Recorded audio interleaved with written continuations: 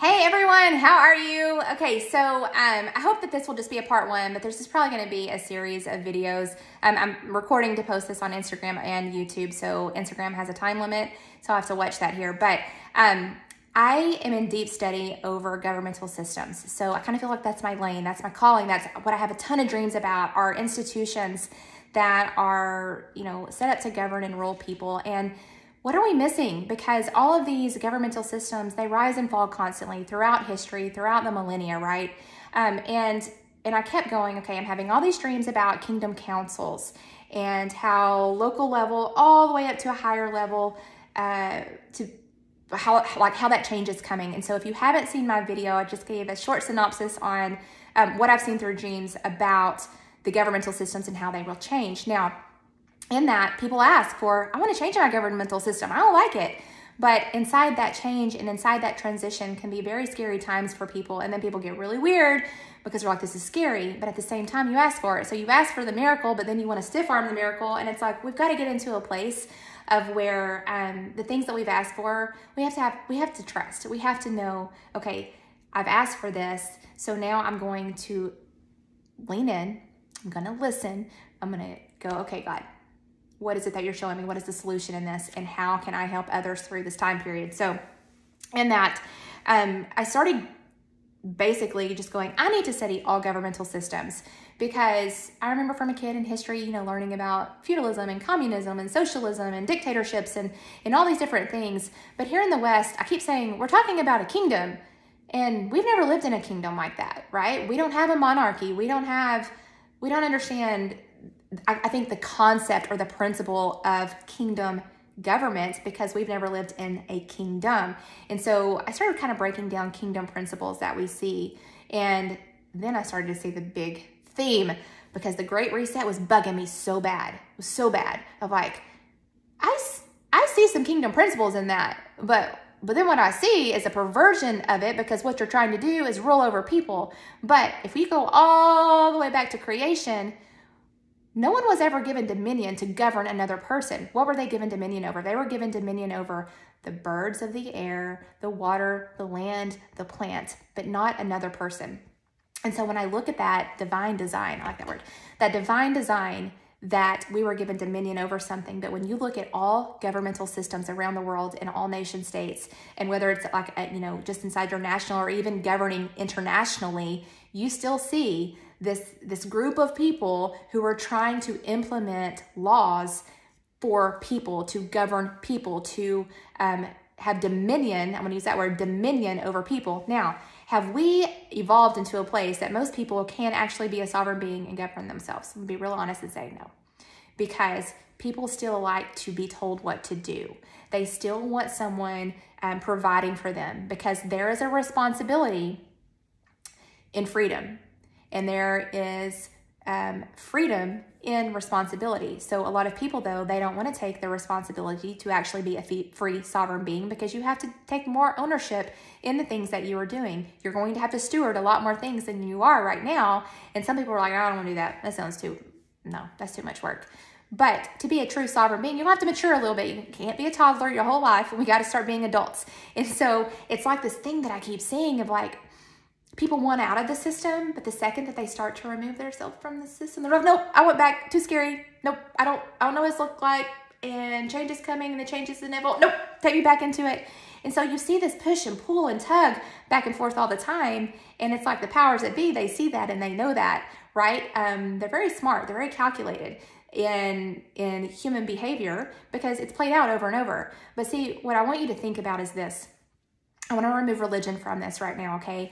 Because when I'm talking about God, I am talking about the creator of the universe. I am talking about the source of all things. I am talking about what made you, what made the earth, what made the soil that we walk on, what made the waters and the stars and the universe. Like, I want you to look at all of those things, okay? And I want to take you outside of a religious box, because kingdom and religion are not the same thing. So when I'm talking about this, please separate those out, because the ecclesia is what? It's a legislative governing assembly.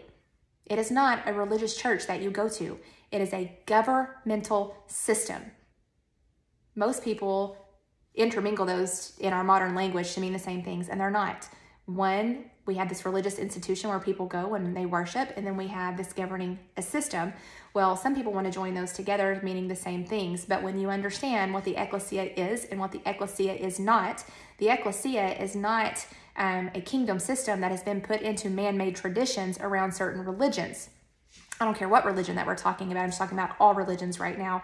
So keep that in the back of your mind about kingdom principles, kingdom authority. Remove it from a religious institution, because what we're seeing right now is a dismantling of that to be able to have the awakening, to have the scales fall off, to have the understanding of what the difference in those things are, okay? And it's like this, okay? I looked up how many people live under an authoritative regime right now. Y'all, 4.3 billion people live underneath an authoritative regime. That is not people being a sovereign being. That's over half the earth living underneath an authority, a false authority that takes their own personal sovereignty away from them. And in that, because we're talking about the financial stuff that's going on right now, it's very in our face. 1.3 billion of those people are living in nations that have a double-digit inflation rate. So that right there, in its essence, tells you that you're not governing correctly. You're not allowing the people to be sovereign beings. You're not allowing that responsibility, that freedom, a part of that rulership that we're supposed to have, that lordship, which comes from like being a landlord of the earth. Remember, we're not to own certain things, but there's a place of walking out of ownership into stewardship inside the kingdom, into kingdom principles, because who owns all the things? The king. The king owns the kingdom, and inside that kingdom, the king then gives you a place to steward. It gives you a certain territory that you will then care for and take care of. But right now, we see a perversion, especially with the Great Reset, where they're like, you alone and nothing, and be happy about it. And I'm like, I see what you're doing, because you just took a kingdom principle of you're not going to own anything and you're going to be real happy about it, but it's a perversion because the agenda behind that is to control the people. I want you to go back to the very first part that you've ever, I'm going to use the biblical account right now of Genesis, and when God is telling the people, remember, they're communing two different realms, two different dimensions together at that time. Okay, so you've got the spiritual realm operating with this physical realm, and everything's great and glorious, and they're communing with God, and they're seeing angels and all of these things. That's like another topic for another day, because it's really exciting when you break all that down. But you see them operating in this multi-dimensional place, in this interdimensional place. And so you see that a kingdom under God's authority, because when he has the authority to then provide you the inheritance of those things, you're operating with the power, the legal power underneath that authority that has been given to you, because authority and power, we got to understand the difference in those two. And then it's like, you start asking, well, what's the noble mission in living in a kingdom? What's the noble mission behind the Great Reset? Because right now, I see a lot of people who think that they're probably doing the right thing because they want all the power and the control, and they want everything to be under their authority, but it's a false authority. It is a false sense of reality that you have been chosen to basically be God, to tell all these people out here you will own nothing and be happy about it. Oh, and by the way, you can't go and shop unless you have the pass to show me. And hey, if I don't like what you've said, then I'm going to turn you off. Because again, it is a falsehood, a perversion of actual what kingdom living is like. Because we were told that man was not given authority over other people. Man was given authority over the earth, over the land, over the birds in the air, over the plants. And we were supposed to be stewarding that, right? And then you see this falling away, and then you see all of these different governmental systems that are set in place. And so what I started doing was going back, and I wanted to look at these systems that were put in place, and do any of them carry kingdom principles? And many of them do, but the thing that's missing in all of them, it's always the same thing. It's that you're missing the benevolent king that is instituted inside of it. You have some that try to, but when you are constantly looking for this religion, this government, this institution to fulfill you and to take care of you and to be that thing, it's always going to be a promise that people continue to look for, because it's not fulfilling your soul, because you know that God is not in those things. And the authority that then is given to other people to rule over you or me or certain, institutions that we lack the authority then to have any legality in because someone else has taken that from us. And so feudalism was all about the land. The more land you owned, the more authority and power that you had. Okay, you were taking care of the land, and then you were allowing other people to take the land. But then what we had was this group of people who come in like, well, I'm gonna own all the land, because if I own all the land, then I own all the things and all the people, and they all have to listen to me. Okay, so then you have, I wrote down which one, dictatorships. So you have a dictatorship who then says, all right, well, I'm just gonna control all the people. But remember, we were never given dominion over people. Okay, so a dictatorship is always going to fall. Why? Because the people are going to revolt against it because they know internally that that is not for them. They know innately that they are to be sovereign beings and that people are not going to dictate for them all of the moves that they're supposed to make for their whole life. And so you will see dictatorships rise and fall based on the revolt of the people because intuitively they know, I'm not supposed to be ruled this way. Okay, so then you have communism. Now, this one, I guess I have seen it in a new light because I'm like, wait, they just took a dictatorship plus feudalism and they married the dang thing together because now you've got someone who's controlling the land and controlling the people. And I'm going, okay, I see what you did there. But again, it's a perversion of what kingdom living is about. And it's like, too, inside some of this, a lot of people want to force this false reality of love and compassion inside these systems because every one of these systems wants to tell you, well, I'm taking care of you. I'm taking care of you. I'm doing the thing for you. And it's all about you. But over time, you start realizing that so much power seeps into it that it becomes less about the individual and less about the sovereign. And it becomes more of a power struggle, right? That's the deception in these things. Socialism. Okay, so I love someone said this is like the stepchild of communism. And it kind of made me snicker, but I'm not going to go into all the things about socialism, but it's like you have this place of less, it's what I was just talking about. It's like a less concern of the individual and it's looking more at the whole. But here's the thing in it. A lot of people like it or they think the system looks good in theory because you're talking about equality of things, people having equal rights, equal opportunities. And you see that over time, though, inside those systems, I wrote down this, that the rule of the people, by the people, and for the people starts kind of like diminishing from that because inside that system, it's like people become more obsessed with their own power, even though you're like, well, no, it's for the people. It's for the people. And I'm going to take what you made and I'm going to give it to that person because that's forcing you to love that person because they need what you have because you have too much and they don't have enough. And so we'll just equal it out. But then it becomes a power struggle again, because the perversion is that it's less about the individual and this overarching theme of power comes in because the agenda behind it is not someone or a system that's operating in this benevolence, okay? And so democracy, we'll end with this one. A democracy, which is what we have here in America, is actually supposed to be a republic, and most people, you just need to go study that, right?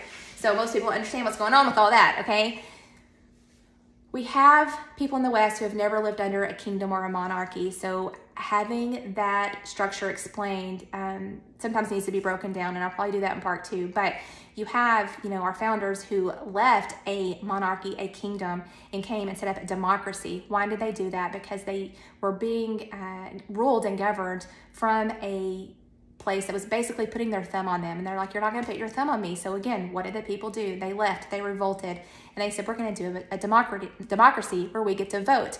Okay, but inside of that, and it's been good, right? Like we've seen this democracy last for almost 400 years, but you're starting to see a collapse in it. Why? Because things that are not built on the foundation of the kingdom principle, of the kingdom that was invented by God himself, you're going to start to see a crumbling of that. Now you can say this democracy was built on Judeo-Christian values. Okay, that's totally fine. But again, we have this thing called majority rule. So majority rule, what we're seeing right now is it changes like the wind. It's just like whatever the culture thinks today, whatever the morals happen to be today, this decade is different than last decade. And so you start having this push and pull, and you have basically it's very divisive of where we are living right now in this place of you believe this, I believe this, I want to be governed this way, you want to be governed that way, but oh, no, we're going to have the majority rule, and we're going to vote on these things, and whatever the majority votes for, then that's what goes. well, then you've totally, again, taken the sovereignty away from the small group of people that don't want to be governed that way. They want to be a sovereign citizen, a sovereign being. And so inside of that, the democracy at some point is, well, for one, you have to look to, that came from more of like a Greek structure.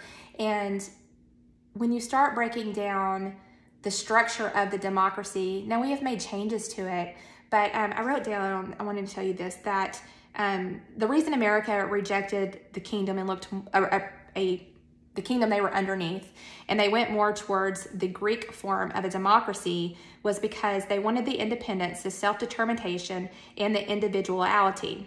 But these principles served as a bedrock of the Western democracy. They also remained contrary to the kingdom principles, because America never understood the power of a king and his kingdom because they were exposed to corrupt kings.